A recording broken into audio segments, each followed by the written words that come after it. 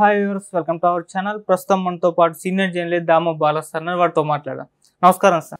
Sir, Chandrababu గారు మరి ఇక్కడ భారీ మెజారిటీతో దూసుకుపోతున్నారు. టీడీపీకి అయితే కంఫర్టబుల్గా ఈజీగా వినిచ్చేస్తుంది. అయితే ఈ నేపథ్యంలో ఇండియా కూటమి వాళ్ళు చంద్రబాబు గారితో సంప్రదింపులు జరుపుతున్నారని వార్తలు వస్తున్నాయి. శరద్ పవార్ గారు కొంతమంది కాల్ చేశారు, మీట్ అవ్వడానికి ట్రై చేస్తున్నారు అంటున్నారు. అంటే దేనికోసం అంటారు సార్? యాక్చువల్గా చంద్రబాబు నిజానికి ఆయన బీజేపీ వాళ్ళు చంద్రబాబుతో కలవకూడదు అనుకున్నారు. యాక్చువల్గా నిజానికి జగన్కే ఫస్ట్ ఆఫర్ ఇచ్చారని చెప్తారు.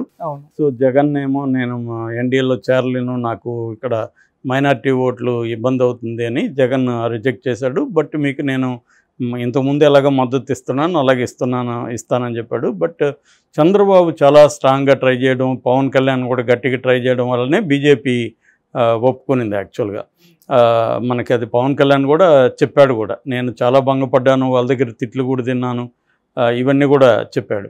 ఏదేమైనా అతి కష్టం మీద చంద్రబాబుని వాళ్ళు వెయిట్ చేయించి 2 సార్లు అక్కడికి తిప్పి ఢిల్లీకి ఓవరాల్గా ఇచ్చేశారు. వచ్చినా కూడా వాళ్ళు బిగినింగ్లో జగన్ని పెద్దగా గట్టిగా తిట్టలేదు. ఆ తర్వాత 1-2 అక్కడ ఫేజెస్ జరిగిన తర్వాత వాళ్ళకి కొంత డౌట్ వచ్చింది, మనకి ఇంతకుముందులో అంత మెజార్టీ రాదేమో అని చెప్పి వాళ్ళు కొంత అప్పుడు జగన్ని కొన్ని తిట్టడం అవి చేశారు. కానీ బలంగా ఇక్కడేమీ జగన్ ఓడించమని పిలిపివ్వడం కానీ, చంద్రబాబుని గెలిపించండి, చంద్రబాబు నాయకత్వంలో ఇక్కడ ఎన్డీఏ కూటమి గెలిపించండి అన్న మాటలు కూడా వాళ్ళు మాట్లాడాలి. అంటే బిగినింగ్లో కొంత బీజేపీ చంద్రబాబుతో ఉన్నట్టే ఉండి జగన్తో కూడా స్నేహం చేశాయి. అందుకని సిఎస్ని కూడా చివరి వరకు వాళ్ళు మార్చలేదు. ఈవెన్ మనకి ధర్మారెడ్డి టీటీడీ ఈఓ మీద కూడా తీవ్రమైన ఆరోపణలు తెలుగుదేశం చేసినా కూడా ఆయన ఇంకా ఎక్స్టెండ్ చేయడానికి హోంశాఖ ఒప్పుకునింది తప్ప ఆయన్ని ఆపలేదు. సో ఇది కాంటెక్స్టు. అదే కాకుండా ఈవెన్ ఎన్నికలైన తర్వాత కూడా అమిత్ షా తిరుమలకి వచ్చినప్పుడు విజయసాయిరెడ్డి లాంటి వాళ్ళని కలిశాడని, అంటే ఒక పక్క వాళ్ళు జగన్తో కూడా కొంత ర్యాపో మెయింటైన్ చేస్తున్నారు, వాళ్ళకు కూడా సరైన పిక్చర్ లేదు, ఆల్మోస్ట్ టైట్ కాంటెక్స్ట్ ఉండొచ్చు. కాబట్టి జగన్కు కూడా రేపు 15 సీట్స్ 12-15 ఎంపీలు వచ్చే అవకాశం ఉంది. వచ్చినప్పుడు జగన్ అవసరం కూడా మనకు ఉంటుందని వాళ్ళు కొంత లిబరల్గా జగన్ వైపు ఉన్నారు మొన్నటి వరకు. అయితే బీజేపీకి అనూహ్యంగా సీట్లు వాళ్ళు అనుకున్నట్టు రాలేదు. వాళ్ళైతే బీజేపీకి సొంతంగా 370, ఎన్డీఏకి 400 వస్తాయనేది వాళ్ళ టార్గెట్, అంత తెచ్చుకోవాలని. అది జరగలేదు. బీజేపీకి ఇప్పటి వరకు చూసుకుంటే మనకి 242 ఉన్నాయి, అంటే 61 సీట్లు తగ్గాయి గతంతో పోలిస్తే. 303 ఉన్నాయి వాళ్ళకి. సో ఇప్పుడు తగ్గాయి. ఇక ఎన్డీఏకి కూడా 296 వచ్చాయి. సో గతంతో పోలిస్తే 57 సీట్స్ తగ్గాయి అనమాట. 353 ఉన్నాయి ఎన్డీఏలో. సో ఇప్పుడు అవి తగ్గాయి. సో వాళ్ళు సొంతంగా గవర్నమెంట్ ఫామ్ చేసే పరిస్థితి లేదు. తన మిత్రపక్షాల మీద ఆధారపడి వాళ్ళు గవర్నమెంట్ ఫామ్ చేయాలి. ఎప్పుడైనా ఇది కోయిలేషన్ గవర్నమెంట్ అవుతుంది. కోయిలేషన్ గవర్నమెంట్ అయినప్పుడు అందులో ఒక సందిగ్ధత అనేది ఉంటుంది. ఎవరికి కోపం వచ్చినా, ఎవరి డిమాండ్స్ నెరవేర్చకపోయినా వాళ్ళు పక్కకి వెళ్ళే అవకాశం ఉంది. పక్కకి వెళ్ళినప్పుడు ఇబ్బంది. ఇదే టైంలో ఇండియా కూటమి గతంతో పోలిస్తే ఇప్పుడు దాదాపు 230 వరకు ఇప్పటికీ ఆధిక్యత విన్ను కలిపితే 230 దాకా ఉంది. అంటే వాళ్ళకి ఇంకా 42 కావాలి. వాళ్ళకి ఈ 42 కానీ వాళ్ళు ఆర్గనైజ్ చేసుకోకపోతే వాళ్ళే గవర్నమెంట్ ఫామ్ చేస్తారు.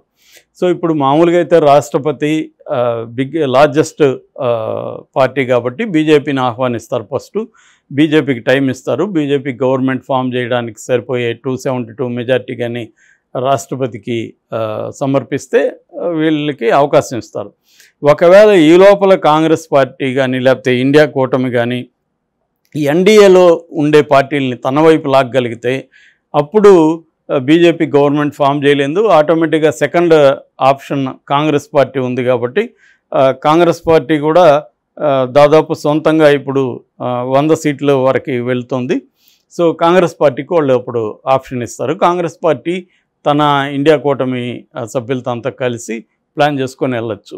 సో అందుకోసం ఇప్పుడు ఇండియా కూటమి ఏం చేస్తున్నారంటే, ఎన్డీఏలో బలమైన మిత్రపక్షాలు 2 ఉన్నాయి. ఒకటి చంద్రబాబు 16 సీట్లు ఆయనకి సొంతంగా వచ్చే అవకాశం క్లియర్గా కనిపిస్తుంది. రెండవది నితీష్ కుమార్ ఆధ్వర్యంలో ఉండే జేడీయూ జనతాదళ్. ఈ జనతాదళ్కి వాళ్ళకి 14 సీట్లు వచ్చే అవకాశం ఉంది. ఇది కాకుండా శివసేనకి ఒక 10, ఎన్సీపీకి శరద్ పవార్ అదే అజిత్ పవార్ పార్టీకి ఒక 7. సో అవి ఒక 2 కలిపితే 17 ఉన్నాయి.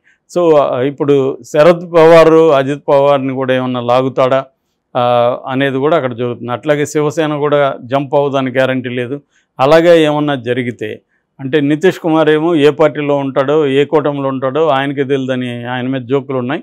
మొన్నటి వరకు ఇండియా కూటమిలో ఉండి మొన్ననే సడన్గా ఇటు జంప్ అయ్యాడు. మళ్ళీ అటు జంప్ అవడానికి కూడా గ్యారంటీ లేదు.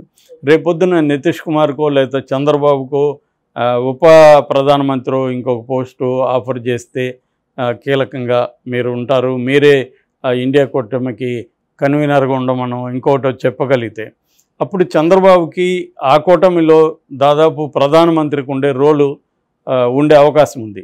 మోడీ కూటమి కంటే కూడా ఆ కూటమి బెటర్ అని చంద్రబాబు భావించవచ్చు.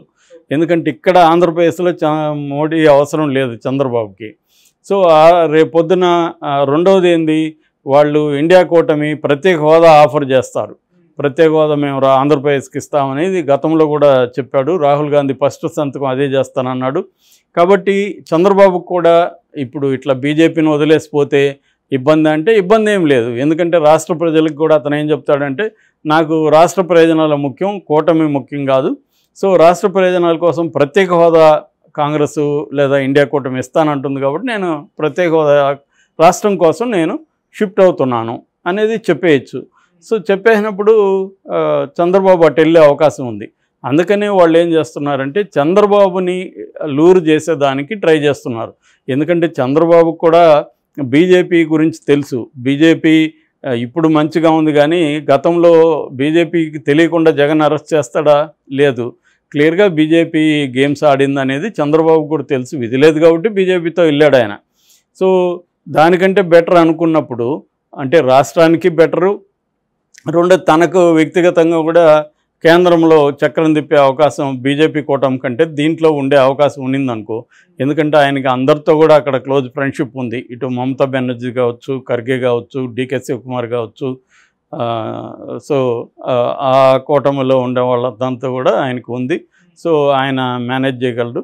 అందుకని ఇప్పుడు ఆయన్ని ఇటు కేసీ వేణుగోపాల్ కాంగ్రెస్ నుంచి, ఇటు శరద్ పవార్ చంద్రబాబుని కాంటాక్ట్ చేశాడని చెప్తున్నారు. సో వాళ్ళు కానీ కాంటాక్ట్ చేసి వాళ్ళ ప్రపోజల్స్ క్లియర్గా పెట్టగలిగితే చంద్రబాబు అటు షిఫ్ట్ అయినా ఆశ్చర్యం ఏం లేదు.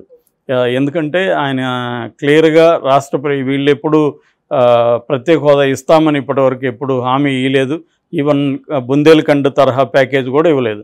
ఇప్పుడు కానీ చంద్రబాబుకి ఏంటంటే ఇది ఒక గోల్డెన్ ఆపర్చునిటీ వచ్చింది చంద్రబాబుకి. ఇది నిజానికి ఊహించలేదు ఈ స్థాయిలో. సో దీన్ని నిలుపుకొని లోకేష్ని నెక్స్ట్ సీఎం క్యాండిడేట్కి ప్రకటించి నెక్స్ట్ 2029కి కూడా సుస్థిరంగా తెలుగుదేశాన్ని ఏర్పరచుకోవాలనుకుంటే చంద్రబాబు ఏదో ఒక రెవల్యూషనరీగా ఆంధ్రప్రదేశ్ ప్రజలకు చేయాలి. ఇప్పుడున్న పరిస్థితుల్లో చంద్రబాబు దగ్గర డబ్బులు లేవు, ఆల్రెడీ అప్పులు ఎక్కువ ఉన్నాయి. రెండోది చంద్రబాబు ఇచ్చిన హామీలు నెరవేర్చాలంటే కూడా 1,50,000 కోట్లు పర్ ఇయర్ అవసరం అవుతుంది. ఆల్రెడీ రెండోది ఏంటంటే అమరావతిని డెవలప్ చేయాలి ఆయన, దానికి డబ్బులు లేవు. సో ఇవన్నీ కావాలంటే కేంద్రం అనేది తనకి బాగా ఆదుకోవాలి. అంటే ఏదన్నా ఇట్లా కంప్లీట్ ఒక ప్రత్యేక హోదా కానీ వచ్చిందనుకో చంద్రబాబు చరిత్రలో నిలిచిపోతాడు. ఆంధ్రప్రదేశ్కి ప్రత్యేక హోదా తెచ్చిన నాయకుడిగా చంద్రబాబు స్థానం సుస్థిరమైపోతుంది. సో అది బీజేపీతో సాధ్యం అయ్యేట్టుగా కనబడలేదు, ఈ ఇండియా కూటమితో సాధ్యమయ్యేట్టుగా కనిపిస్తుంది. సో అలాగే జంప్ అయ్యే అవకాశం ఉంది. అందుకనే అమిత్ షా కూడా జగన్కి ఫోన్ చేశాడని చెప్తున్నారు. అంటే అమిత్ షా వాళ్ళకి కూడా ఈ డౌట్ ఉందా, చంద్రబాబు ఒకవేళ షిఫ్ట్ అయితే మనం వేరే పార్టీల్లో 1, 2, 3, 4 ఏరుకొని మన వైపు తెచ్చుకొని మనం గవర్నమెంట్ ఫామ్ చేయాలనేది వాళ్ళకు కూడా ఉందా అన్న డౌట్ అయితే వస్తుంది.